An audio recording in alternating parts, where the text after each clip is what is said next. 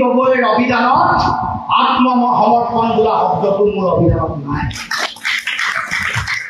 যিদিনাখনৰ পৰা অসমৰ জাতীয় জীৱনৰ কাৰণে সংগ্ৰামী যাত্ৰা আৰম্ভ কৰিছো, না কেতিয়াবা কাৰোবাৰ ওচৰত আত্মসমৰ্পণ কৰিছো, না কাৰোবাৰ লগত কাৰোবাৰ ওচৰত আঁঠু লৈছো, না ভৱিষ্যতে কাৰোবাৰ ওচৰত আঁঠু ল'ম, না কাৰোবাৰ ওচৰত আত্মসমৰ্পণ কৰিম।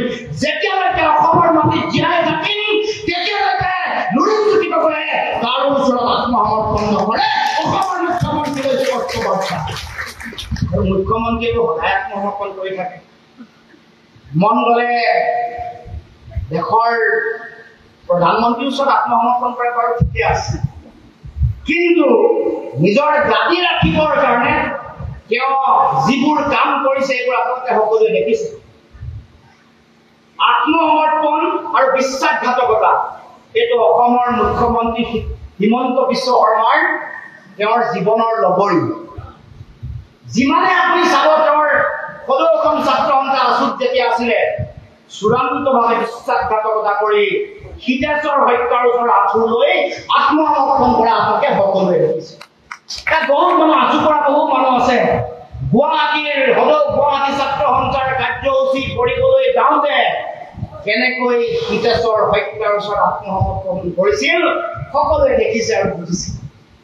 তাৰ পাছত যেতিয়া হাৰদা হাৰদা বিস্ফোৰণৰ কথা যেতিয়াই ক'লে, যেতিয়াই হাৰদা আৰু লুইবাৰ্ডাৰ নামত জেললৈ যোৱাৰ পৰিৱেশ আহিলে, লগে লগে তেওঁ বিজেপি, RSS আৰু ৰাম মাধৱৰ ওচৰত আত্মসমৰ্পণ কৰিলে। গতিকে আত্মসমৰ্পণ তেওঁৰ জীৱনৰ পৃষ্ঠাই পৃষ্ঠাই লিখা আছে।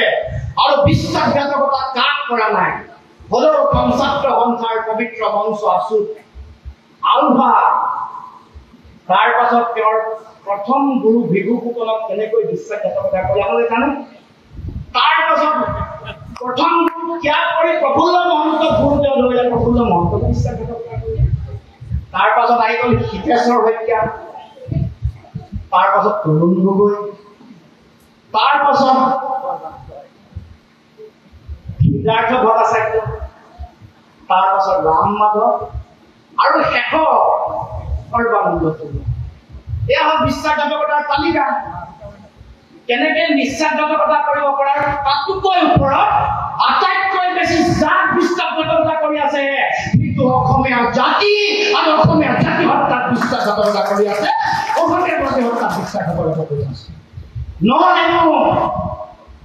নহলে যোৱা কিছুদিনৰ আগত এই 43 বছৰৰ বিদেশীৰ বোজা জাপি দিবৰ কাৰণে, ডিটেনশ্যন কেম্পত থকা মানুহৰ তেজ শুদ্ধ কৰিবৰ কাৰণে নটিচ ওলাইছে। তাৰ মানে বিদেশীৰ তেজ উঠাই ল'বৰ কাৰণে মুখ্যমন্ত্ৰী হিমন্ত বিশ্ব শৰ্মাই এতিয়া তেওঁ দায়িত্ব গ্ৰহণ কৰিছে। গতিকে ৰাইজ, তেওঁতকৈ বিশ্বাসঘাতক আৰু তেওঁতকৈ আত্মসমৰ্পণকাৰী কোনো নাই। আঁঠু লৈছে, আত্মসমৰ্পণ কৰিছে বিজেপিৰ ওচৰত। অসম চুক্তি আখৰে আখৰে পালন কৰিম বুলি কৈ অসম চুক্তিৰ 5 নম্বৰ দফাত হত্যা কৰিলে। আমাৰ ওচৰৰ ৰাজ্য মেঘালয়ৰ মুখ্যমন্ত্ৰীয়ে বীৰৰ দৰে জাতীয়তাবাদী মানুহৰ দৰে ক'লে যে মই বিজেপিৰ লগত চৰকাৰ কৰিছো, কিন্তু অসমত নাগৰিকত্ব সংশোধনী আইন মানে মেঘালয়ত আমি মানি নলওঁ। এয়া জাতীয়তাবাদী নেতা, এয়া দেশপ্ৰেমী নেতা, নিজৰ জাতিৰ কথা ভাবে, খাচীয়া, গাৰো, জয়ন্তী আৰু সুৰক্ষিত ভৱিষ্যতৰ কথা ভাবে, তেওঁ ভাবে নিজৰ জাতি ৰক্ষা। গতিকে ৰাইজ, মুখ্যমন্ত্ৰী হিমন্ত বিশ্ব শৰ্মাই নিজে নিজৰ স্বাৰ্থৰ কাৰণে সদায় বিদেশীৰ ওচৰত, বেলেগৰ ওচৰত আত্মসমৰ্পণ কৰি আহিছে।